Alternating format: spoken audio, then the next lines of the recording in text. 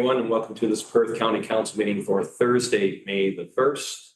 I'm Kellen, I officially call this meeting to order. Ask the clerk to note the starting time is 9 a.m. We do have regrets this morning from Councillor Smith. However, joining us via Zoom is Councillor Orr, Councillor Duncan, and Councillor Will. Good morning, everyone. This time, I'd like you to bow your heads for a moment of reflection.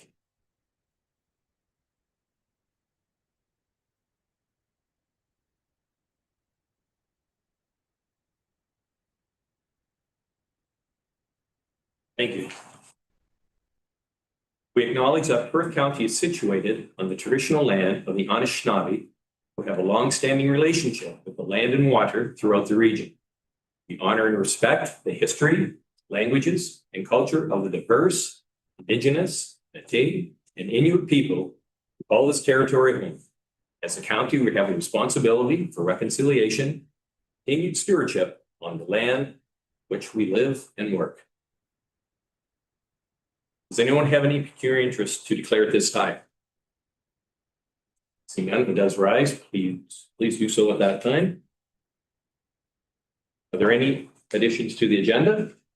Through the order, no additions, no deletions. Thank you very much. We have a resolution that reads as follows, that the May 1st, 2025 agenda be approved. Moved by Councillor McDermott, second by Councillor Eggets. All those in favor? And that is carried. Council, we do have consent agenda. There are 14 items on the consent agenda for this morning. Is there anything that you would like to call to discuss? Okay, seeing none, I have a resolution that reads as follows. The council receives the consent agenda items 6.1 to 6.14 and approves the April 17th, 2025 minutes. Moved by Councillor Kasenberg, second by Councillor McKenzie. All those in favor? And that is carried.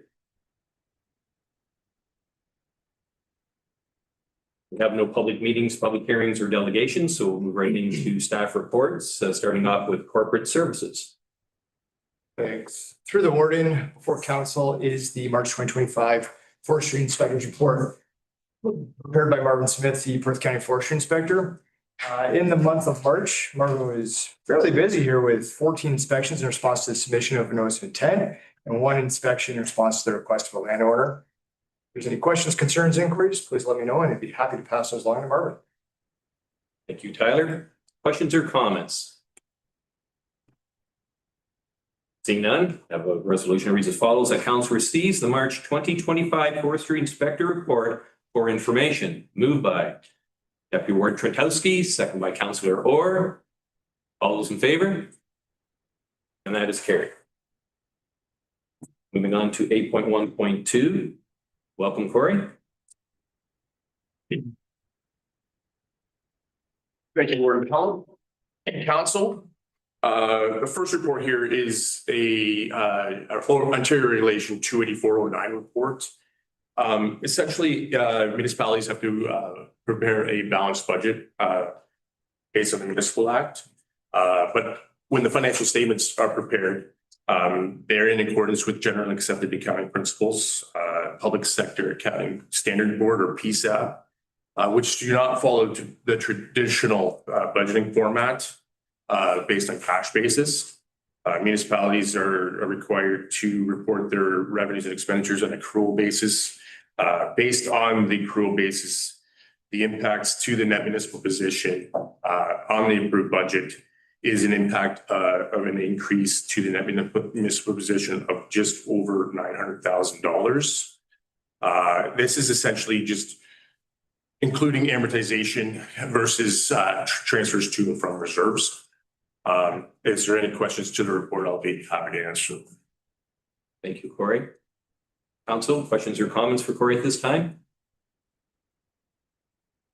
Seeing none, I have a resolution that reads that council receives the regular 284/09 budget matters expenses impact for 2025 report, and that council approves the report for expenses excluded in the 2025 budget as a requirement of Ontario Regulation 284/09 budget matters. expenses passed under the Municipal Act 2001. Moved by Councillor Wilhelm, second by Councillor Duncan. All those in favor? And that is carried. Go on to 8.1.3, temporary quarrying bylaw. Yeah. Since the upper tier receives tax revenue on a quarterly basis, a temporary cash flow pressure is made when receiving payments through the year. This provides the assurance for that municipality to meet those current expenditures of the municipality throughout the year. So the temporary borrowing bylaw is temporary in nature and will allow us to draw onto that when needed. If there's any questions to the report, I'll be happy to answer. Thank you. Again, questions or comments for Corey? Seeing none, resolution that council receives the 2025 temporary borrowing bylaw report for information. Moved by Councillor McDermott, second by Councillor McKenzie. All those in favor? And that is carried. 8.1.4. Yep. Through the words of council, this third report is the tax policy for the county of Perth. Some highlights within the tax policy for 2025. There is a new class called aggregate extraction class. It's essentially the assessment of pits and quarries. It was included in the industrial class previously. It has now been removed. The ratio that is represented within the tax policy is the transitional ratio that was provided through the provincial regulation at approximately 1.6 ratio for the aggregate extraction. Another item to highlight is that the province allowed a further new multi-residential reduction. Within the report, it identifies that this reduction is restricted in nature, that it only provides the reduction to future multi-res, not existing multi-res, as well as it's not on all multi-res. It's more on 7-unit or more apartments that are owned by a single ownership. So it is recommended by the county, Perth County's treasurers, not to implement that subclass at this time. It looks to be an inequity to multi-res previously, as it provides a benefit to future multi-res. We also had gone through the process during the 1998 ratio analysis when it was done. Our multi-res in Perth County was 2 to 1. We have reduced that multi-res to 1 because new multi-res is at 1. So all multi-res within Perth County receives the same ratio as residential. It is noted as well is that the increases with growth, that the tax rate increase is the 11.34% that was identified previously within the budget discussions. If there's any additional questions to the report, I'd be happy to answer. Thank you. Council, questions or comments for Corey on this item? Councillor Orr? Just wondering, Corey, have we ever had a discussion with the city of Stratford regarding Spruce Lodge in the multi-residential? I think that they were asking, Spruce Lodge board has been asking to see if they would qualify. Has the city of Stratford made the same decision that we are making today? The city of Stratford on ratio, I think they're still in the process of developing that ratio discussion. And since the Spruce Lodge is within the city limits, yes, they would represent based on their multi-res ratio. So Perth County has gone through the process of reducing that ratio to the new multi-res. It's the discussion then that we can have on trying to have them move to that same multi-res that we have, but that is on the purview of Stratford City Council. Is it worth us to have a discussion then?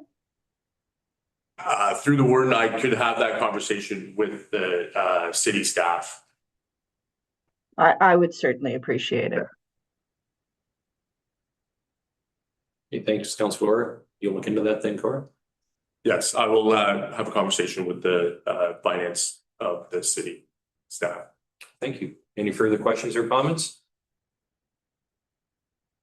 See none, I have a resolution that council receives the 2025 tax policy, tax ratios, and tax rates report, and that council adopt the same tax ratios for 2025 as those of 2024 for all respective classes as follows: residential, multi-residential, and new multi-residential at 1, commercial at 1.2469, industrial at 1.9692, aggregate extraction at 1.602351, landfills at 1.256425, pipelines at 1.6391, and farm and managed forests at 0.2500. Moved by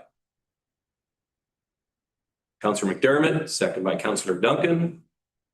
All those in favor? And that is carried. Thank you for your reports, Corey. Thank you.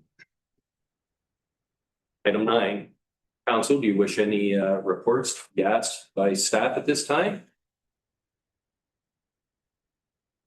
Being none, we'll move on to bylaws.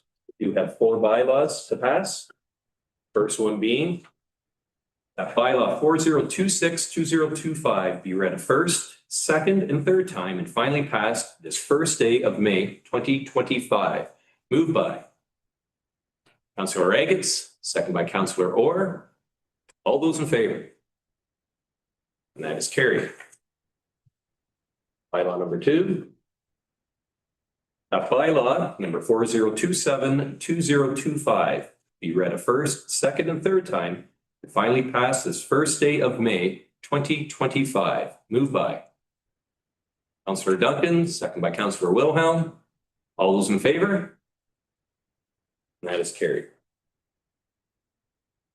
Third bylaw, that bylaw number 4028-2025 be read a first, second, and third time and finally passed this first day of May 2025. Moved by Councillor Kasenberg, second by Councillor McKenzie. All those in favor? And that is carried. The final bylaw, that bylaw number 4029-2025 be read a first, second, and third time, finally passed this first day of May 2025.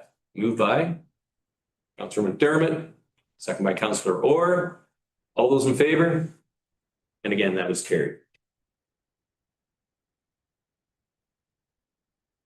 Does any councillor wish to give any notice of motions at this time?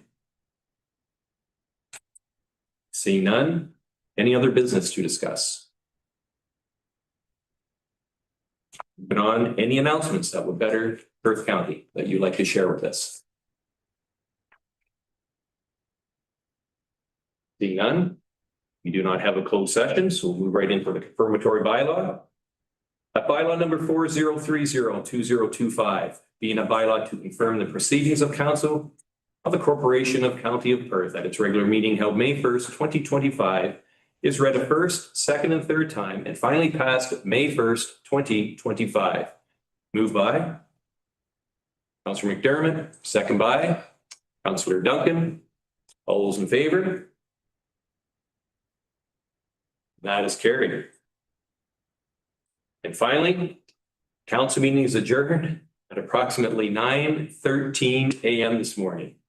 Moved by Councillor Agates, second by Councillor Wilhelm. All those in favor? And that is carried. Thank you, everyone. Enjoy the rest of your day.